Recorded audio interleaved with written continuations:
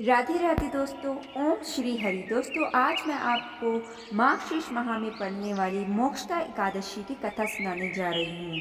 तो चलिए बिना देरी करे हुए शुरू करते हैं मोक्षदा एकादशी की व्रत कथा, जो इस प्रकार है। वेखानस नाम का एक राजा प्राचीन नगर में राज्य करता था। उसके राज्य में चारों वेदों के ज्ञाता ब्राह्मण रहते थे। राजा अपनी प्रजा का पुत्र व्रत पालन किया करता था। एक रात्रि को स्वप्न में राजा ने अपने पिता को नरक की यातनाएं भोगता देखा। इस प्रकार का स्वप्न देखकर राजा बड़ा ही व्याकुल हुआ। वह बेचैनी से सुबह होने की प्रतीक्षा करने लगा। सुबह होते ही उसने ब्राह्मणों को बुलाकर उनके समक्ष अपने स्वप्न की बात बताई। हे ब्राह्मणों, रात्रि को स्वप्न में मैंने अपने पिता को नरक की यातनाएं भोगते देखा।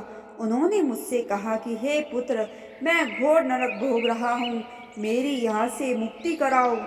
जब से मैंने उनके यह वचन सुने हैं, तब से मुझे चैन नहीं है।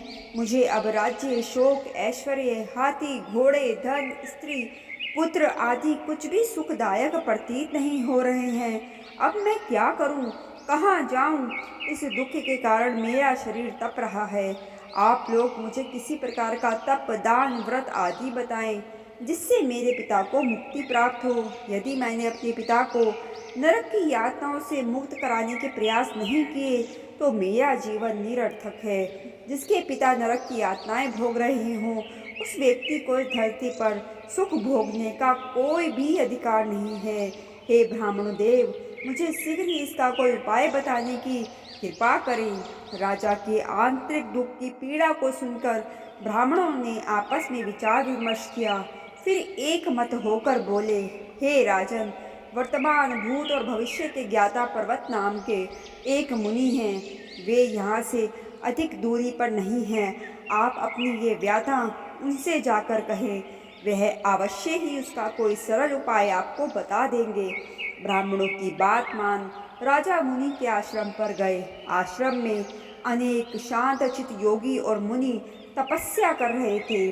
चारों वेदों के ज्ञाता पर्वत मुनि दूसरे ब्रह्मा के समान बैठे जान पड़ रहे थे।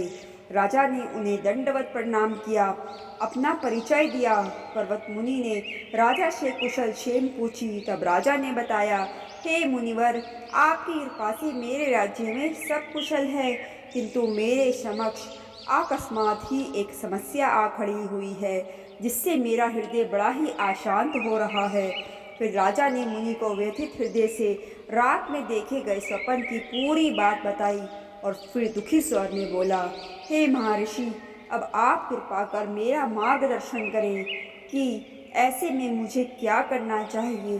कैसे मैं अपने पिता को नरक की यातना से मुक्ति दिलाऊं। राजा की बात पर्वत मुनि ने गंभीरता पूर्वक सुनी। फिर नेत्र बंद कर भूत और भविष्य पर विचार करने लगे।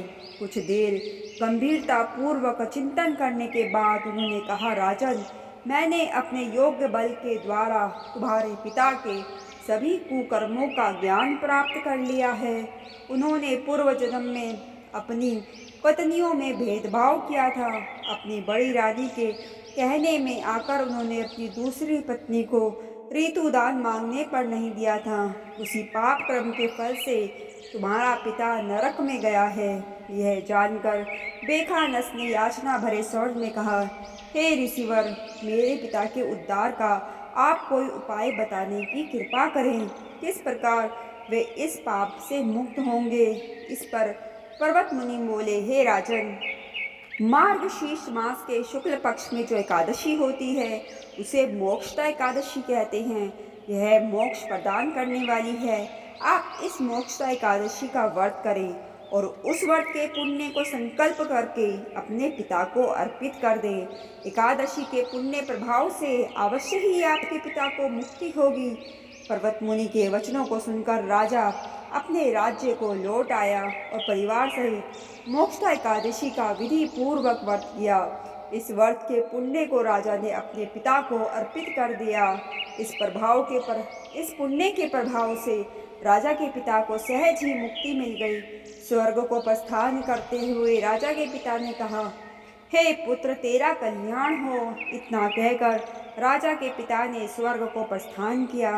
हे पांडु पुत्र, जो मनुष्य मार्गशीर्ष माह के शुक्ल पक्ष के एकादशी का उपवास करते हैं, उनके सभी पाप नष्ट हो जाते हैं और अंत में वे सर्वलोक को प्राप्त करते हैं।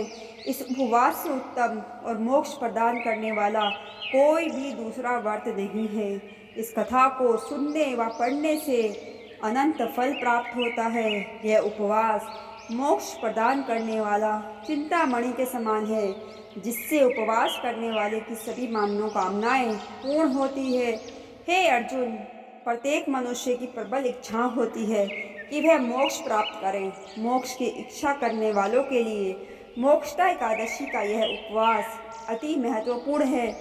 पिता के प्रति पुत्र के दायित्व का इस कथा से श्रेष्ठ दृष्टांत दूसरा कोई नहीं है।